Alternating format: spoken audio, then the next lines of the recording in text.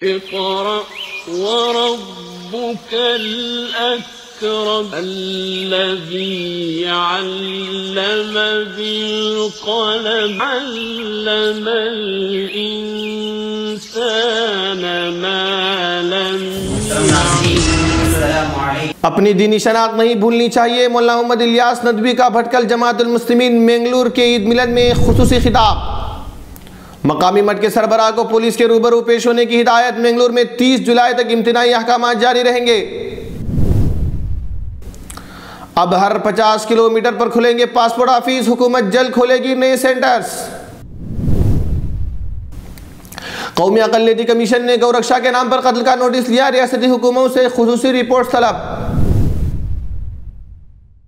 امرناتھ یاتریوں سے بھری بس کھائی میں گر گئی، 15 ہلاک 35 زخمی۔ غداروں کے سر کچلنے سے گریز نہیں کریں گے، ترک صدر ایردوان کا بیان۔ اب خبریں تفصیل سے۔ مینگلور بھٹکل جماعت المسلمین مینگلور کا شاندار عید ملن پروگرام بروز سنیچر بعد نماز عصر 5 بجے پریسٹیج اسکول کے آڈیٹوریم میں شروع ہوا۔ عید ملن پروگرام 3 نشستوں پر مشتمل تھا۔ بعد نماز عصر منعقدہ نشست میں مدعو معزز مہمانوں نے اپنے تاثرات کا اظہار کرتے ہوئے جماعت کی خدمات کی سراہنا کی اور تعلیمی، طبی اور دیگر میدانوں میں ان کی خدمات کا تذکرہ کرتے ہوئے تمام ممبران جماعت کو مبارکبادی پیش کی۔ بھٹکل کی مشہور و معروف شخصیت اور شہر کے کئی اداروں میں اپنی خدمات انجام دے چکے جناب مرحوم محتشم عبدالغنی صاحب رحمۃ اللہ علیہ کی خدمات پر ایک ڈاکومنٹری پیش کی گئی جس کو حاضرین نے بہت سراہا۔ اس موقع پر خطاب کرتے ہوئے مولانا ابوالحسن علی ندوی اسلامک اکیڈمی بھٹکل کے جنرل سیکریٹری مولانا محمد الیاس ندوی نے جناب مرحوم محتشم عبدالغنی صاحب کی خدمات کا تذکرہ کرتے ہوئے کہا کہ تعلیمی میدان میں دیگر اداروں کے ذمہ داروں سے پیچھے رہنے کے باوجود جو کام انہوں نے کیا اور جس طرح نئی نسل میں خود اعتمادی کا جذبہ پیدا کیا وہ شاید کسی قومی شخصیت نے نہیں کیا۔ انہوں نے مزید کہا کہ مرحوم نہ صرف بھٹکل کے اداروں سے جڑے ہوئے تھے بلکہ علی گڑھ مسلم یونیورسٹی، ندوۃ العلماء لکھنؤ اور all India Muslim personal law board جیسے موقر اداروں سے وابستہ تھے اور وہاں اپنا قائدانہ کردار ادا کر رہے تھے۔ مولانا نے اپنی تقریر میں کہا کہ مرحوم جہاں بھی گئے اپنی دینی شناخت قائم رکھی، نماز کو مؤخر کرنا تو دور کی بات ان کے سر سے ٹوپی بھی نہیں اتری۔ مولانا نے حاضرین کو پیغام دیتے ہوئے کہا کہ ان کی طرح ہمیں بھی اپنی دینی شناخت قائم رکھنی چاہیے۔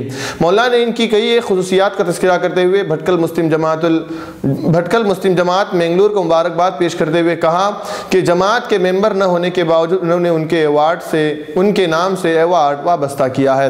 مولانا نے مختصراً جماعت کی خدمات پر روشنی ڈالتے ہوئے کہا کہ مینگلور میں قائم جماعت کی خصوصیت یہ ہے کہ انہوں نے اپنی خدمات اپنی قوم کی حد تک نہیں رکھی بلکہ اس کا دائرہ وسیع کرتے ہوئے دیگر اقوام کے لیے بھی کھول دیا جس سے عوام کی ایک بڑی تعداد فائدہ اٹھا رہی ہے۔ مہمان خصوصی MLA محی الدین باوا نے اپنے تاثرات پیش کرتے ہوئے بھٹکلی مسلمانوں کے آپسی اتحاد کو ایک نمونہ قرار دیا اور یہ پیغام دینے کی کوشش کی کہ اس طرح کے اتحاد سے کئی مراحل آسان ہوتے ہیں اور لوگوں کو کم وقت میں زیادہ فائدہ پہنچتا ہے۔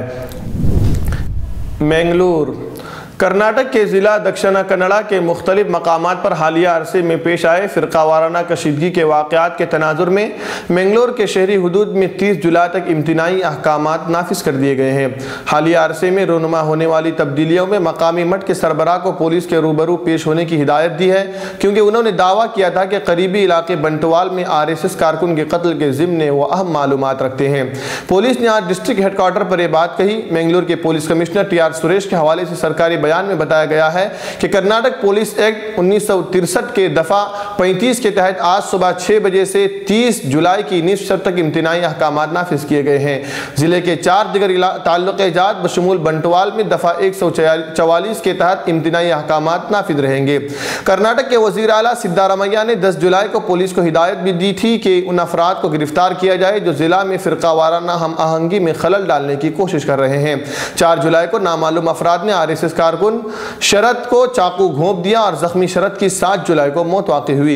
ایک 24 سالہ شخص نے دعویٰ کیا کہ جس کا تعلق دائیں بازو کی حامیوں میں ہوتا ہے 8 جولائی کو کتور میں بعض افراد نے حملہ کر دیا۔ قبل ازیں 21 جون کو بنٹوال میں بھانڈا پڑاؤ میں social democratic party of India کے کارکن کا قتل ہو گیا تھا جس کی وجہ سے کشیدگی میں مزید اضافہ ہو گیا تھا اور حکام کو امتناعی احکامات میں توسیع کرنا پڑی تھی۔ کولکاتہ وزیر مملکت برائے امور خارجہ MJ اکبر نے آج کہا کہ حکومت ہر 50 کلومیٹر کی دوری پر پاسپورٹ آفس کھولنے کے منصوبے پر کام کر رہی ہے۔ شمالی کولکتہ کے بیڈون اسٹریٹ کے پوسٹ آفس میں پاسپورٹ سیوا کیندرا کا افتتاح کرتے ہوئے مرکزی وزیر نے کہا کہ پاسپورٹ ہر شہری کا حق ہے اور یہ کوئی تحفہ نہیں، اور ہم سب جمہوری ہیں اور یہ جمہوری حق ہے۔ انہوں نے کہا کہ وزیر اعظم نریندر مودی اور مرکزی وزیر خارجہ سشما سوراج کا ویژن ہے کہ ہندوستان کے ہر شہری کو پاسپورٹ کی سہولت فراہم کی جائے اور مستقبل میں ہر 50 کلومیٹر کی دوری پر پاسپورٹ آفس قائم کیا جائے۔ اس موقع پر وزیر مملکت نے MJ اکبر نے ضلع کے کرشنا نگر میں ویڈیو کانفرنسنگ کے ذریعے پاسپورٹ سیوا کیندرا کا افتتاح کیا۔ اکبر نے کہا کہ پہلے لوگوں کو پاسپورٹ آفس کا چکر لگانا پڑتا تھا، مگر اب پاسپورٹ آفس کو لوگوں کا انتظار رہے گا۔ ہم لوگ غریب افراد کو بھی اپر کلاس کا سیوا فراہم کرنے کا یقین رکھتے ہیں۔ انہوں نے کہا کہ آسنسول اور رائے گنج میں پہلے سے ہی پاسپورٹ سیوا کیندرا قائم ہو چکے ہیں اور اب سلیگوڑی اور دارجلنگ میں بھی اس طرح کے دفتر قائم کیے جانے کا منصوبہ ہے۔ حیدرآباد قومی اقلیتی کمیشن کے صدر نشین غیور الحسن رضوی نے کہا کہ گورکشا کے نام پر ہجوم کے ذریعے قتل کیے جانے کے واقعات کا قومی اقلیتی کمیشن نے سخت نوٹس لیا ہے اور متعلقہ ریاستی حکومتوں سے خصوصی رپورٹس بھی طلب کی ہیں۔ انہوں نے حیدرآباد کے دورے کے موقع پر ایک پرائیویٹ ٹی وی چینل سے بات کرتے ہوئے کہا کہ گورکشا کے نام پر گورکشکوں کی جانب سے لوگوں کو قتل کرنے کے واقعات کا سنجیدہ نوٹس لیا گیا ہے اور کمیشن نے اپنے طور پر کارروائی کرتے ہوئے رپورٹ بھی طلب کی ہے۔ انہوں نے کہا کہ متعلقہ ریاستوں کی حکومت کی کارروائی سے کمیشن مطمئن ہے۔ مغربی بنگال میں سوشل میڈیا کے ذریعے حال ہی میں پھوٹ پڑے فسادات کے مسئلے پر کیے گئے ایک سوال کے جواب میں انہوں نے کہا کہ کمیشن کے پاس اس سلسلے میں انتظامیہ کو متوجہ کرنے کے لیے کوئی عرضی داخل نہیں کی گئی ہے۔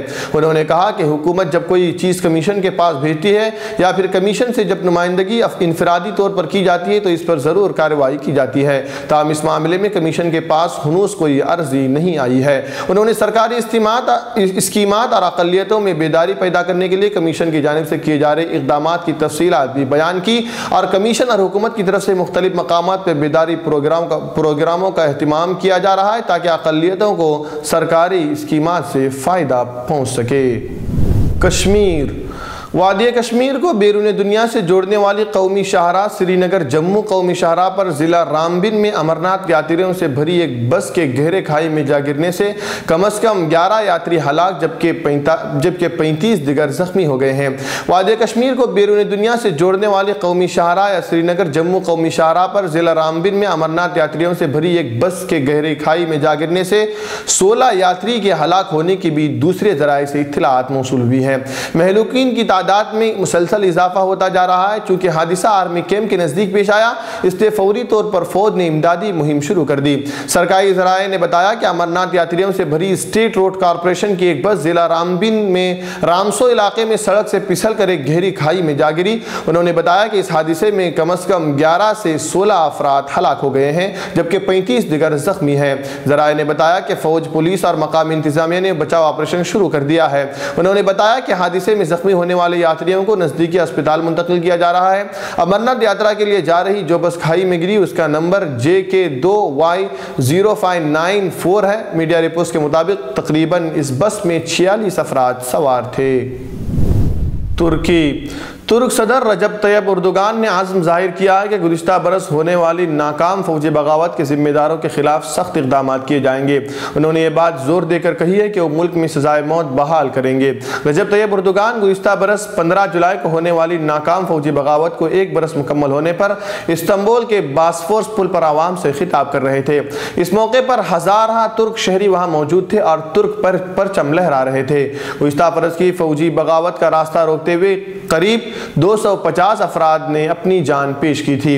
اردوان کا کہنا تھا کہ ان باغیوں کو ہمیشہ نفرت سے یاد رکھا جائے گا۔ ان کا مزید کہنا تھا کہ ترکی ایسے لوگوں کا سر کچلنے سے گریز نہیں کرے گا جنہوں نے غداری کی۔ جرمن خبر رساں ادارے DPA کے مطابق اردوغان نے اس موقع پر دہشت گردوں کا حوالہ دیتے ہوئے کہا کہ وہ ان دہشت گردوں کی گردن پہلے اڑائیں گے۔ مذہبی حوالے جات سے بھرپور اردوغان کے اس خطاب پر اپوزیشن کی طرف سے شدید تنقید کی گئی ہے۔ اردوغان کا یہ بھی کہنا تھا کہ جن افراد کو ناکام فوجی بغاوت سے تعلق کے الزام میں گرفتار کیا گیا ہے انہیں عدالت میں پیشی کے موقع پر اسی طرز کا خصوصی لباس پہنایا جائے گا جو گوانتانامو بے کے قیدیوں کو پہنایا جاتا رہا ہے۔ کیا آپ اپنے نئے گھر کے لیے ڈائننگ ٹیبل کھوج رہے ہیں؟ صوفہ سیٹ، ٹی ٹیبل کیبنٹ الماریوں سے اپنا نیا گھر سجانا چاہتے ہیں تو جلدی کریں۔ مدینہ کالونی میں واقع علی ایجوکیشنل بک ہاؤس میں آپ کو رعایتی داموں کے ساتھ بہترین اور عمدہ کوالٹی کے صوفہ سیٹ، ڈائننگ ٹیبل، کیبنٹ الماریاں، ٹی ٹیبل اور نت نئے ڈیزائن کے آپ کے پسند کے فرنیچر دستیاب ہیں۔ جلدی کیجئے، محدود اسٹاک ہے۔ رابطے کے لیے اس نمبر کا استعمال کریں 8150939399۔